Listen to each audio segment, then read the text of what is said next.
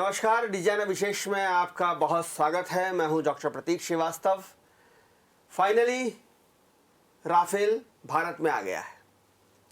French लड़ाकू विमान Rafale, जिसको लेकर राजनीतिक घमासान भी हुआ, लेकिन सेना की दृष्टि से ये बहुत ही बढ़िया कदम, बहुत ही सकारात्मक कदम, और निश्चित रूप से राफेल के आने के बाद हमारी मारक क्षमताएं, हमारी लड़ाकू शक्ति, हमारी सेना की सामर्थ्य क्षमता बड़ी है। और एक लंबे समय से हम लगभग 23 साल से सुखोई के बाद से हम इंतजार कर रहे थे एक अच्छे लड़ाकू विमान की, एक मारक घातक लड़ाकू विमान की, और वो राफेल के रूप में हमें प्राप्त हो गया है। राफेल के आने से निश्चित रूप से, जैसा कि मैं कह रहा हूं, कि भारतीय सेना की मारक क्षमता बढ़ेगी। हमारी एयरफोर्स पहले से ही मजबूत थी और अधिक मजबूत होगी। ये वो विमान है जो 1 मिनट में 60,000 फीट ऊपर उड़ जाता है। ये वो विमान है जो 2130 किलोमीटर प्रति घंटे की हवा तेजी से उड़ता है। ये वो विमान है जो हवा से हवा में मार करता है। ये वो विमान है जो हवा से जमीन में मार करता है। ये वो विमान है जो परमाणु बम भी गिरा सकता है, परमाणु मिसाइल भी दाग सकता है। ये वो विमान है जिसकी राडार प्रणाली उत्कृष्ट है। ये वो विमान है जिसमें 3 बहुत ही महत्वपूर्ण मिसाइल लगी हुई हैं। ये डबल सीटर भी है, ये सिंगल सीटर भी है।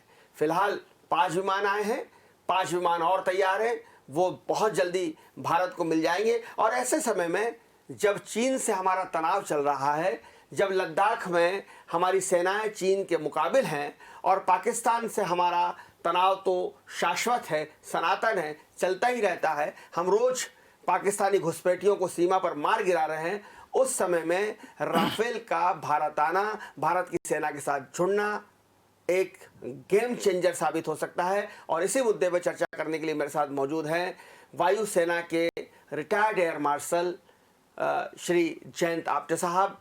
आपटे साहब रिटायर्ड एयर मार्शल हैं। लंबे समय तक उन्होंने वायुसेना में काम किया है। 1968 से लेकर 2007 तक वायुसेना के साथ काम करते रहे हैं। इंजीनियरिंग कमांड के कमांडिंग ऑफिसर्स रहे हैं। अनेक बेस पर उन्होंने काम किया है। अंबाला बेस पर भी वो काम कर चुके हैं। बहुत अनुभवी रखते हैं। फाइटर विमान के कल पुर्जों से लेकर उसकी कार्यप्रणाली तक वाकिफ हैं। और इसमें मुझे कहने में बिल्कुल भी संकोच नहीं है कि इस वक्त मध्य प्रदेश में वे सबसे उपलब्ध श्रेष्ठ व्यक्ति हैं जो राफेल के बारे में जानते हैं। उन्हें पद्म, पीवीएम और एवीएम से सम्मानित किया गया है। अनेक शौर्य पुरस्कार उनको मिले हैं। हम उनका स्वागत करते हैं। नमस्कार। आपटे साहब, क्या ये सच में गेम चेंजर साबित होगा राफेल? राफेल हवाई जहाज जब हिंदुस्तान पहुंच चुका है, और उसके आज कंटेम्पररी जितने भी हवाई जहाज हैं उसके बराबर का कोई भी जहाज नहीं है। ये सिर्फ अपने पास जितने जहाज हैं उनमें सर्वश्रेष्ठ, फ्लाइंग में ही सर्वश्रेष्ठ नहीं है, वेपन डिलीवरी और इस जो जितने तरह के रोल कर सकता है, इसके मुकाबले का हवाई जहाज अभी तक हमारे पास नहीं है। सुखोई सबसे पहले 23 साल पहले, 23 ईयर्स पहले हमने खरीदा। तब आप सिस्टम में थे, तब आप वायुसेना में भी थे। सुखोई से ये कितना आगे है? Su-30 सबसे पहली तो बात है, इससे साइज में काफ़ी बड़ा है, मगर अगर उसकी कैपेबिलिटी और राफेल की कैपेबिलिटी कंपेयर करेंगे तो ये इससे बहुत आगे है। इसके इंजन में थ्रस्ट ज़्यादा है, इसकी टेक ऑफ स्पीड अच्छी है, ऊपर जाने की क्षमता सुखोई से ज़्यादा है। सुखोई में सिर्फ एक टेक्नोलॉजी है, वो इसमें नहीं है, जो सुखोई को अलग करती है। मगर वो एक टेक्नोलॉजी आप छोड़ दें, इसमें 14 वेपन स्टेशंस हैं, Su-30 में 12 हैं। इसमें 10 टन का एम्यूनिशन या मिसाइल्स या फ्यूल लोड आप ले सकते हैं, उसमें करीब 8 साढ़े 8 टन का ले सकते हैं। इसकी मेंटेनेबिलिटी बहुत अच्छी है, रिलायबिलिटी अच्छी है, और एक्सीडेंट रेट बहुत ही अभी है नहीं, इसका कोई एक्सीडेंट भी नहीं हुआ है।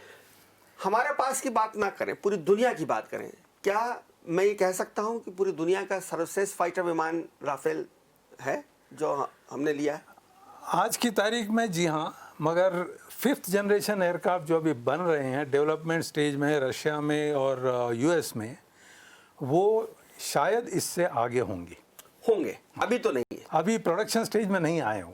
ये 4.5 जनरेशन का प्लेन माना जाता है और ये इसमें हवा के अंदर ही, जैसा कल हमने देखा कि हवा के अंदर ही इसमें फ्यूल भर दिया गया और ये लगभग 10 घंटे तक उड़ान भर सकता है। इसके बारे में कहा गया है कि ये 1 मिनट में 60,000 फुट ऊपर चला जाएगा, 2130 किलोमीटर प्रति घंटे की रफ्तार से ये दौड़ता है, तेज उड़ता है और ये इसमें कई मिसाइल्स भी लगी हुई हैं। तो उस हिसाब से ये भारतीय सेना को, भारतीय वायुसेना को, हमारी रक्षा पंक्ति को कितना मजबूत बनाता है। जब आप कोई भी जहाज़ खरीदते हैं तो आप कई प्रकार की चीज़ें उसके बारे में सोचते हैं। अगर मैंने 20 लिए और उसमें से अगर 10 या 12 ही आपको सर्विसेबल या ऑपरेशनल रेडी मिले, तो उससे ज़्यादा अगर आप देखें तो रफाल की अवेलेबिलिटी 75% है। ये कॉन्ट्रैक्ट में इनबिल्ट है कि फ्रेंच कंपनीज आपको 75% मेंटेन के लिए सपोर्ट करेंगी। साथ में अभी फ्रेंच इंजीनियर्स भी अंबाला में होंगे ताकि जो अगर कोई डिफ़िकल्टी आती है तो उसको वो तुरंत हैंडल करेंगे। तो सबसे इम्पॉर्टेंट जो बात होती है कितने आपको अवेलेबल रहेंगे ऑपरेशन के लिए, वो इसमें आपको एक बहुत अच्छा नंबर मिलेगा। उसके बाद में आता है कि ये कितना वर्सेटाइल है, मतलब अलग अलग रोल में काम कर सकता है, बहुउपयोगी, बहुआयामी। अब आप देखिए एयर टू एयर डिफेंस है, अगर आपको एयर कॉम्बैट में यूज़ करना है आप इसको यूज़ कर सकते हैं। Air to ground, air to sea use करना है कर सकते हैं। अगर इसको आप रिकनेसेंस के लिए भेजना चाहते हैं भेज सकते हैं। दूर से मारक क्षमता, आप बालाकोट में अपनी बात हुई थी, मिराज ने पाकिस्तान में बॉर्डर में जाने के पहले ही वेपन फायर कर दिए थे, थोड़े से अंदर का एक काम हो गया।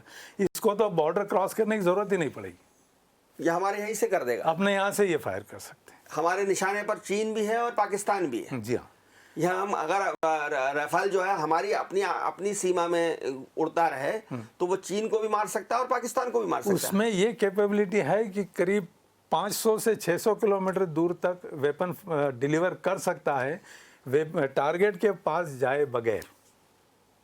तो ये 670 किलोमीटर तक कर सकता है, मैंने पढ़ा था। ये उसमें एक्यूरेसी कम हो जाती है अगर आप ज़्यादा दूर सोचें। तो मैन्युफैक्चरर अगर आपको बोल दें कि 670 है तो वो 670 एग्जैक्ट 670 नहीं होता है, क्योंकि थोड़ा 10 सेकंड अगर डिले भी हो गया तो आपके 20-25 किलोमीटर तो वैसे ही कम हो जाएंगे। हाँ, वो तो जब वो 2130 किलोमीटर की रफ्तार से भाग रहा है तो 10 सेकंड में तो बहुत 50-60-100 किलोमीटर का फर्क आ जाएगा। वही फर्क हो, तो एक्यूरेसी का फर्क, और एक्यूरेसी का फर्क हो जाता है, क्योंकि एक पिन पॉइंट अगर आपको डिलीवरी करनी है तो एक प्रिसाइज जगह से आप उसको डिलीवर करते हैं। बाकी गाइडेंस होता ही है मिसाइल में, मगर ये होता है कि इस जगह से आप डिलीवर कर दोगे। सर, जब हमारे अभिनंदन सिंह, हमारे अभिनंदन वर्धन जो हैं, वो मिग 22 से पाकिस्तान के विमान को मार सकते हैं। मिग तो जिसको बहुत पुराने जमाने का माना जाता है, लेट 60s का, जब हम उससे पाकिस्तान के विमान को उड़ा सकते हैं, तो सर ये जब राइफल हमारे जाबाज हरकिरत को और अभिनंदन को और इन लोगों को मिलेगा, हमारी वायुसेना को मिलेगा, जिसने बालाकोट में इतिहास रचा है, जिसने कारगिल में इतिहास रचा है, जिसने ऑपरेशन सफ़ेद सागर चलाकर एक नया इतिहास रचा है, जिसने उसमें पैटर्न टैंक, जब पाकिस्तान के पैटर्न टैंक को 72 वार में जो किया था, तो फिर हमारी ये वायुसेना जो हमारे जाबाज फाइटर्स हैं, पायलट हैं, जब ये राफेल में उड़ान भरेंगे, मैं वो कल्पना करना चाहता हूँ, मैं वो गौरव से मस्तिष्क भारत का ऊंचा उठना देखना चाहता हूँ कि जब ये फाइटर्स इस राफेल के अंदर, हमारे जाबाज सिपाही, हमारे जाबाज जवान जब उड़ान भरेंगे तो क्या आलम होगा, क्या दहशत होगी उस समय दुनिया पर। बालाकोट के बाद अभिनंदन ने जब F-16 मार गिराया था तो F-16 मिग 21 से मुकाबले में बहुत बढ़िया एयरक्राफ्ट, बहुत भारी बात था वो। मगर आप कोई भी वेपन आपके पास हो, फाइनली जो आदमी उसको इस्तेमाल करता है वो ज़्यादा इम्पोर्टेंट होता है, जिगरा काम करता है। और मुझे इस बात पर पूरा गर्व है कि मैं इस एयरफोर्स पे जुड़ा जहां ऐसे पायलट हैं जो मशीन को अच्छी तरह सूझबूझ से उसको हैंडल करके उनसे सुपीरियर एयरक्राफ्ट को भी फाइट दे के गिरा सकते हैं। तो सबसे इम्पोर्टेंट चीज़ तो वो आदमी जो मशीन उड़ा रहा है वो उसका हौसला, उसका जिगरा, उसका कलेजा, हिम्मत, पर उसकी ट्रेनिंग भी। तो आप चूंकि वायुसेना के एयर मार्शल रहे हैं, आपको आपके सैनिक, आपके जो फाइटर पायलट्स हैं, ये किसी भी स्थिति में पूरी तरह से सक्षम है इतने आधुनिक विमान को उड़ाने के लिए और इस विमान का सही इस्तेमाल करने के लिए? बिल्कुल। ये जब उनको ट्रेनिंग मिल चुकी है और अब तो सिर्फ यही है कि आके उसको फ्लाइंग करनी है। और इंडियन एनवायरनमेंट, क्योंकि जो फ्रांस में आप जिस एनवायरनमेंट में आपने फ्लाइंग की वो यहाँ के एनवायरनमेंट से अलग होता है। तो मेरे ख्याल से 1 या 2 महीने में लोकल टैक्टिक्स या लोकल ऑपरेशनल कंडीशंस में इसको कैसे मॉडिफाई करना है अपने आप फ्लाई करने के लिए इनकी ट्रेनिंग हो जाती है। तो जो एक्सपीरियंस पायलट्स होते हैं वो जूनियर्स को ट्रेन कर देंगे, उसके बाद में ये सब लोग तैयार हैं फ्लाइंग के लिए। सर, अभी जो हालात बन रहे हैं चीन में, जिस तरह से हमारी हालात है, लद्दाख में हमारी सेना डिप्लॉयड है, वहाँ की सेना बार बार कहती कि पीछे हट जाएगी, चीनी सेना कहती है, लेकिन हटती नहीं है, धोखा करते हैं, चीटर हैं, वो स्वभाव से वादा खिलाफ़ी करते हैं, चीटिंग करते हैं। अभी भी हमारा एक गलांग में जो गलवान में हमारा एक आमने सामने की लड़ाई हुई, उसमें हमारे 20 सैनिक शहीद हुए, हमने उनके 43 लोगों को मारा। तो अब ये स्थितियां तनावपूर्ण तो हैं। पाकिस्तान से हमारा तनाव लगातार बना ही रहता है, चलता ही रहता है। हमने बालाकोट कर दिया, हमने उड़ी कर दी, उसके बावजूद भी पाकिस्तान उस कुत्ते की पूंछ की तरह है जो सीधी नहीं होती है। अब ऐसी स्थिति में ये रफाल जब हमारे पास आ गए हैं, क्या संभावना है कि हम इनको अंबाला के अलावा और कहीं भी डिप्लॉयड कर सकें या कहीं तैनात कर सकें? आजकल डिप्लॉयमेंट का आपने जो सवाल पूछा वो इंटरेस्टिंग, मगर मैं आप 2 चीज़ें यहाँ पर बताना चाहूँगा। डिप्लॉयमेंट से इम्पोर्टेंट ये होता है कि इन मॉडर्न जहाज़ों को वहाँ पर काफ़ी टेक्निकल फैसिलिटीज़ की ज़रूरत होती है। तो अंबाला इसका बेस रहेगा, मगर ये कहाँ से ऑपरेट करेंगे और कहाँ जाएंगे ये एयरफोर्स की प्लानिंग होती है। और आजकल तो आपने देखा एयर टू एयर रिफ्यूलिंग हो जाती है। तो अगर अंबाला से टेक ऑफ भी किया, उसको कितनी भी दूर जाना हो, उसको रास्ते में अगर एयर टू एयर रिफ्यूलिंग हो गई तो कहीं भी जा सकता है। मगर जो अंबाला में फैसिलिटीज़ हैं उसका भी खर्चा कोई कम नहीं होता है। सो वो हर जगह पे रेप्लिकेट नहीं हो सकती, क्योंकि उसमें बहुत पैसा लगता है। उसके बदले में आप 2-4 जहाज़ और खरीद सकते हैं। मैं पढ़ रहा था कि इसका जो इसकी रनवे है उसको बनाने में ही 2100 करोड़ रुपए खर्च होंगे। इसके रफाल के लिए जो कुछ नए रनवे बनाए जाएंगे उसमें 2100 करोड़ रुपए खर्च होंगे। नहीं, ये रनवे का जो उसके लिए ऐसा कोई स्पेसिफिक रनवे नहीं होता है। On the other hand Rafale में ये कैपेबिलिटी है कि 500 से 600 मीटर में लैंड करके रुक जाता है। वैसे नॉर्मली फाइटर एरोप्लेन इतने कम रनवे लेंथ में रुकते नहीं हैं, मगर इसमें वो भी कैपेबिलिटी है। तो अगर आपको पूरा रनवे कोई वजह से अवेलेबल भी ना हो तो भी ये करीब 400, 450 या 500, 550 मीटर में रुक सकता है। मतलब ये हमारे इंदौर के हवाई अड्डे पे भी उतर सकता है? हाँ, बिल्कुल उतर सकता है। अगर इसमें रनवे में एक LCN नंबर होता है, उसमें जब एयरक्राफ्ट का वज़न उसके टायर के ऊपर कितना आ सकता है ये स्पेसिफिकेशंस होते हैं। अगर LCN नंबर ठीक है तो बिल्कुल उतर सकता है। सर, हम परमाणु शक्ति हैं, हमारे पास परमाणु बम है, परमाणु मिसाइल हैं। ये विमान बहुत स्पेसिफिक, मैं आपसे प्रश्न पूछ रहा हूँ, ये विमान परमाणु मिसाइल्स को, परमाणु बम को ले जाकर गिरा सकता है कहीं भी? इसमें कैपेबिलिटी है, ये सक्षम है। तो इससे हमारी परमाणु शक्ति और मजबूत हो गई, बढ़ गई है। परमाणु शक्ति अब मेरे ख्याल से करीब सेकंड वर्ल्ड वॉर के बाद से हर एक आदमी इसके बारे में बात कर रहा है। परमाणु शक्ति मेरे इस विचार में सब लोगों ने एज ए डिटरेंस रखा हुआ है। मैं ये नहीं सोचता कि परमाणु शक्ति वाले देश अगर कोई डेस्परेट ही हो जाए और यूज़ कर ले तो बात अलग है। कोई तानाशाह या कोई इस प्रकार का व्यक्ति जो समझ के बाहर है उसके कि क्या करना चाहिए, कोरिया के हैं वो, तो ऐसा ही अगर कोई व्यक्ति यूज़ कर ले तो बात अलग है। मगर मैं नहीं सोचता कि कोई परमाणु हथियार कभी यूज़ होंगे। ये एक सामने वाले को बैलेंस बनाने, शक्ति संतुलन बनाए रखने के लिए basically balance of power. Balance of power, बिल्कुल ठीक, कि भाई हमारे पास भी है। हाँ। आप समझ के संभल के रहिए, आप हमारे पास ये आप बस अकेले नहीं हो। आप अगर एक गिराओगे तो हम 4 गिराएंगे। बिल्कुल ये इस भाव है प्रकार उसका। का भाव है। हाँ। सर बहुत राफेल को लेके बहुत विवाद हुआ है, आप हालांकि उस सिस्टम से भी थोड़े दिनों से बाहर है, लेकिन आप समझते हैं अक्सर 2018 में जब ये आने वाला था तब से ही ये कहा जा रहा है कि ये बहुत महंगे खरीद लिया है, बहुत महंगा खरीद लिया है, बहुत महंगा खरीद लिया है, इसकी कीमत बताओ, क्यों कीमत नहीं बता रहे हो, ऐसी क्या बात है जो आप कीमत छुपा रहे हो। कांग्रेस हमेशा से ये कहती है, मैं जानता हूँ आप फोर्स के आदमी हैं, आप कोई राजनीति में पढ़ते नहीं है, राजनीतिक सवालों का जवाब नहीं देंगे, मैं जानता हूँ, उसके बाद भी मैं ये इसलिए पूछ रहा हूँ आपसे कि क्या वास्तव में हमने विमान महंगा खरीदा है? आप अगर आजकल के मॉडर्न एयरक्राफ्ट की बात देखें तो एयरक्राफ्ट अगर सिर्फ एयरफ्रेम और इंजन की बात करें और ख़रीदें तो उसकी कॉस्ट होती नहीं ज़्यादा। कॉस्ट होती है उसके ऊपर में इलेक्ट्रॉनिक वॉरफेयर के क्या इक्विपमेंट आप यूज़ करने वाले हो और उसके साथ कौन से वेपन इंटीग्रेट करके यूज़ करने वाले हो, और वेपन की जो कॉस्ट होती है वो बहुत ज़्यादा होती है।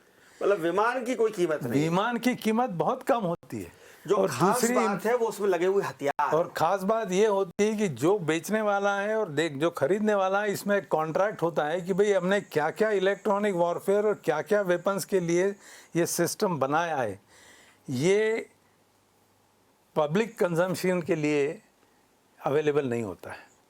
मतलब जनता सार्वजनिक नहीं किया जा सकता कि ये सार्वजनिक नहीं किया हमने जा इसमें क्या क्या इक्विपमेंट्स लगाए हैं, क्या क्या क्या हथियार लगाए हैं, स्पेशल इक्विपमेंट लगे हैं, क्या हथियार लगे हैं, ये क्या हथियार हैं और कितने लिए हैं। क्योंकि हथियार आप लगा भी लोगे तो वो कितने साथ में खरीदोगे ये भी एक बात होती है, और वो फिगर जो होती नंबर है ऑफ वेपन्स और उनकी उसको आप यूज़ करेंगे, इंटीग्रेट करेंगे, उसमें delivery system, electronic warfare system, ये सब का कुल मिला के कॉस्ट कॉन्ट्रैक्ट का होता है। तो जब आप कीमत पूछते हैं, मैं थोड़ा सा उसको इस पे जान रहा हूं कि कीमत क्यों पूछी जा रही है। जब आप कीमत पूछते हैं और अगर कीमत बता दी जाए तो फिर इसका मतलब ये है कि ये भी पता चल जाएगा कि कौन कौन से हथियार लगे हैं, क्या क्या लगाए जा सकते हैं, एक अंदाज हो जाएगा मोटे मोटे तौर पे। बिल्कुल हो जाए। इसलिए सरकार कीमत छुपा रही है। हाँ, और उसमें ये भी हो सकता है कि कुछ इंटर गवर्नमेंट कॉन्ट्रैक्ट में एग्रीमेंट होते हैं कि ये चीज़ हम आपको दे रहे हैं, या आप डिस्क्लोज बाकी लोगों के साथ नहीं करेंगे। क्योंकि टेक्नोलॉजी एक चीज़ है शेयर करने के लिए। अगर आपको मैं कुछ बेचना चाहता हूँ और दूसरे को मैं नहीं बेचना चाहता हूँ, हमारे रिलेशंस उनसे भी अच्छे हैं, आपसे भी अच्छे हैं, मगर मैं उनको नहीं देना चाहता हूँ, तो मैंने आपको क्या दिया है ये आप सबको नहीं बता सकते। नहीं, मैं अगर अभी कीमत पर फोकस करूँ अपनी बात को, तो सरकार शायद इसलिए कीमत नहीं बता रही है कि अगर वो कीमत बता जाएगी तो भारत की पॉलिटिकल पार्टीज का सवाल नहीं है, भारत की सारी राजनीतिक दल तो देशभक्त है, मैं ऐसा मानता हूँ और है भी सही। लेकिन जो दुनिया है, जो हमारे दुश्मन देश है, उनको भी ये पता पड़ जाएगा कि हमारे इस राफेल में क्या इक्विपमेंट्स लगे हुए हैं, क्या हथियार लगे हुए हैं, क्या इलेक्ट्रॉनिक वेपन्स लगे हुए हैं, ये सब उनको जानकारी हो जाएगी, अंदाज हो जाएगा। अंदाज तो हो ही जाए।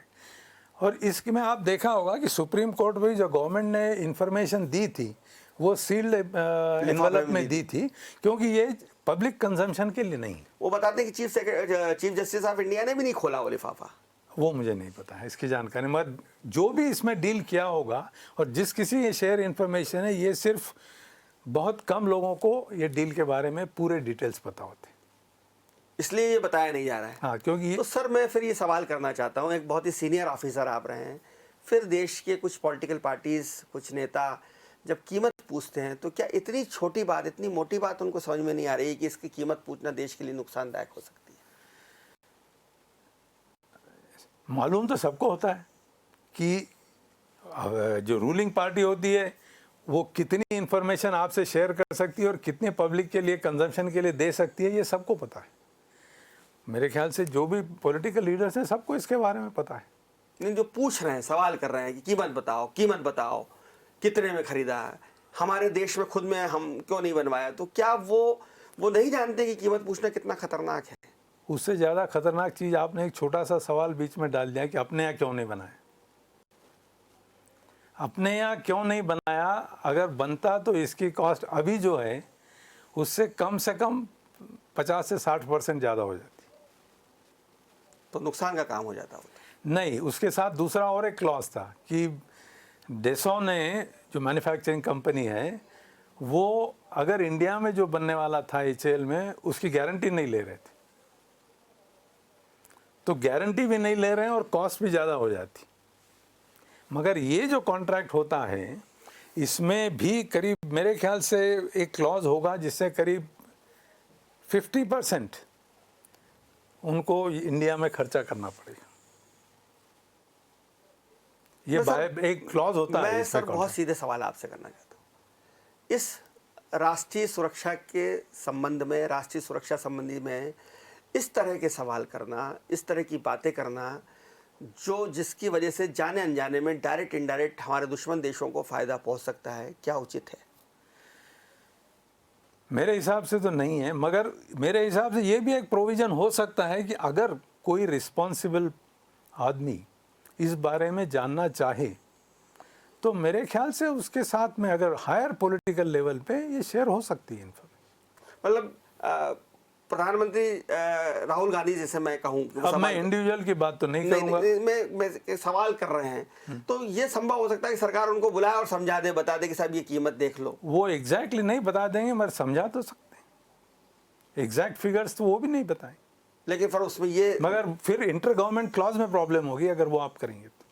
और दूसरी बात ये भी है कि अगर गलती से वो सार्वजनिक दूसरी पॉलिटिकल पार्टी ने कर दिया अपने राजनीतिक हितों के मद्देनजर तो बड़ा गड़बड़ हो जाएगा। नहीं, ये पूरा कॉन्ट्रैक्ट और डिटेल्स तो शेयर मेरे हिसाब से नहीं होने चाहिए।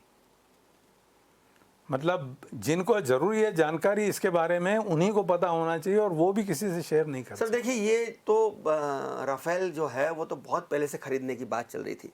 मैं समझता हूँ आप सर्विस में रहे होंगे, 2007 तक तो थे आप सर्विस में।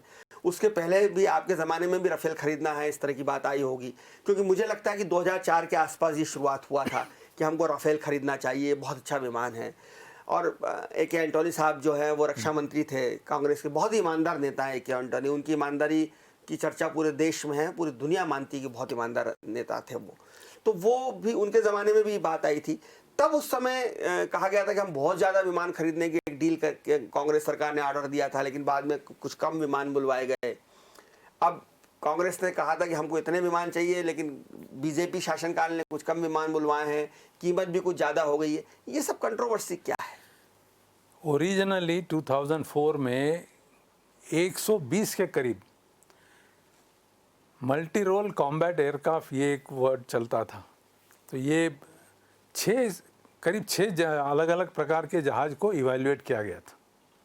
उसमें F-16 था, F-18 था, ग्रिपन था, MiG-35 था। एयरफोर्स ने इन सब को परख के उसके बाद में जब फाइनल सबके प्लस माइनस पॉइंट देखे गए, उसके बाद में ये कंक्लूजन हुआ था कि रफाल सबसे अच्छा है। आपको कभी उस कमेटी में काम करने का मौका मिला, क्योंकि आप इंजीनियर साइड के आदमी, टेक्निकल आदमी हैं, तो आपको भी कभी आकलन करना पड़ा हो अलग अलग विमानों का? नहीं, मैं जिस लेवल पे पहुंच गया था तो फिर इंजीनियरिंग ब्रांच से उस लेवल में मैं डील नहीं करता हूं, मगर मेरे साथ काम करने वाले कुछ लोग इसमें थे और क्या हुआ था इसकी थोड़ी बहुत जानकारी मुझे भी थी। तो वो जानकारी तो मैं आपसे नहीं पूछूंगा, लेकिन ये सब आकलन करने के बाद ये निष्कर्ष पहुंचा 2004 में कि राफेल बेस्ट है और ऑर्डर दिए गए, लेकिन उस वक्त क्यों नहीं आ पाए वो? अगर आप उस वक्त में मेरे हिसाब से जब निगोशिएशंस की बात हुई थी उसमें गवर्नमेंट ऑफ इंडिया को जो प्राइस चाहिए थी और जो प्राइस ऑफर हुई थी उसमें कुछ गड़बड़ हुई थी और इसके चलते वो कॉन्ट्रैक्ट फाइनलाइज नहीं हो पाया था। रक्षा मंत्री ने उस टाइम उसको फिर रोक लिया था। एंटोनी साहब थे रक्षा मंत्री। एंटोनी साहब थे रक्षा मंत्री। तो मतलब वो ऑर्डर ही नहीं हुआ? ना, ऑर्डर ही नहीं हुआ। ऑर्डर हुआ मोदी सरकार के आने के बाद, फाइनल स्टेज में पहुंचा था, मगर उसके बाद में वो कॉन्ट्रैक्ट को बंद कर दिया गया, निगोशिएशन भी बंद हो गए थे। उसके बाद ठंडे बस्ते में डाला था, हम ये कह सकते हैं। फिर ये बाद में जब सरकार बदली तो फिर नए सिरे से ये चीजें शुरू हुई। ये जब सरकार आई थी मेरे ख्याल से उसके आसपास में एयरफोर्स में करीब 42 स्क्वाड्रन होने चाहिए फाइटर्स के, और पुराने जहाज रिटायर होते गए तो हमारे पास एक फिगर पहुंच गई थी कि जिसमें वाकई चिंताजनक होने की स्थिति थी, क्योंकि आप ऑर्डर करेंगे जब नए जहाज आएंगे उसके पहले और कुछ भी रिटायर होने वाले। बिल्कुल ठीक। तो ये स्थिति को देखते हुए एयरफोर्स ने सरकार से प्रार्थना की थी कि हमें ये आज लेना बहुत ज़रूरी है और जल्दी लेना पड़ेगा। जल्दी लेना है। तो ये जो 36 थे ये तुरंत लेने के लिए गवर्नमेंट ऑफ इंडिया और गवर्नमेंट ऑफ फ्रांस के बीच में कॉन्ट्रैक्ट हुआ था। पहले जो निगोशिएशन चल रहे थे हम डॉसो कंपनी के साथ डायरेक्टली डील कर रहे थे, मगर ये इंटर गवर्नमेंटल कॉन्ट्रैक्ट में अर्जेंटली ये 36 खरीदे हैं। मेरे विचार में ये कॉन्ट्रैक्ट में आगे ऐड ऑन ज़रूर होगा क्योंकि 36 से अपना काम नहीं बनेगा। तो 36 विमान से और ज़्यादा विमान आएंगे? मेरे विचार में तो आएंगे और आने भी चाहिए, क्योंकि हमारे पास फाइटर्स की जो अभी संख्या है फाइटर स्क्वाड्रंस की वो अभी भी कम है। सर मैं एक आपसे ऐसा सवाल करता हूं कि चीन से हमारा युद्ध हो जाए और अब हमारे पास राफेल है, तो क्या अब हम उस स्थिति में हैं कि चीन को मार सकते हैं या हम चीन पे भारी पड़ सकते हैं राफेल के दम पर? चीन के पास अभी जो एरोप्लेन्स हैं और उनकी जो कैपेबिलिटी है और जो हमारे पास हैं उसमें हमारी मारक क्षमता चीन या पाकिस्तान से अलग अलग बहुत अच्छी है। हमारे पास पायलट्स बहुत अच्छे हैं और उनका मोराल भी बहुत अच्छा है। वेपन और उनकी कैपेबिलिटी में कोई कमी नहीं है।